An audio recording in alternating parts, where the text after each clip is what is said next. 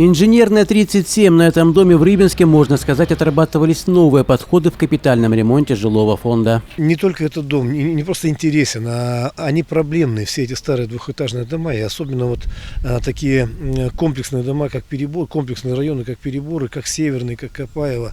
Это некая агломерация систем теплоснабжения, которые уже обветшали.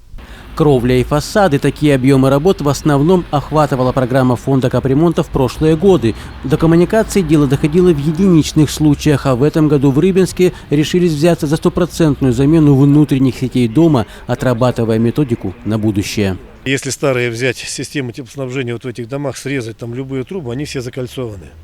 То есть закальцированные. То есть там внутри уже вместо дюйма остается там ровно половина. И вот теплоноситель просто... И он еще и теплопередача вот этой трубочки уже становится другой. Он не отдает тепло теплоноситель. Почему в домах холодно? Поэтому эти трубы, эти радиаторы надо менять. Обязательно менять, иначе тепло не пойдет.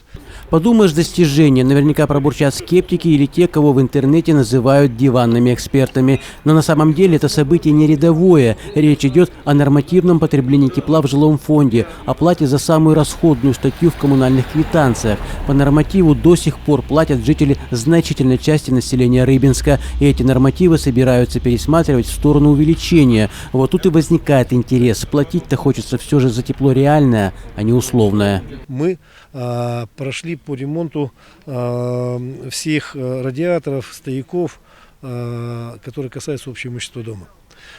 Этим самым добиваемся нормального теплоснятия на этих домах и нормальной сбалансированной работы всего микрорайона. Понятно, что это первые ласточки, это только 2-3 дома, которые сейчас пошли на это. Нам нужно научиться это делать регулярно во всех старых домах. Тогда у нас будет нормативная подача тепла во всем микрорайоне. Дом в Переборах, как было отмечено, пилотный, но он должен показать эффективность расходования денег, собранных с населения, в долгосрочной перспективе. Остается только следить за ситуацией. Андрей Сахаров, Алексей Куприянов, телеканал Рыбинск 40.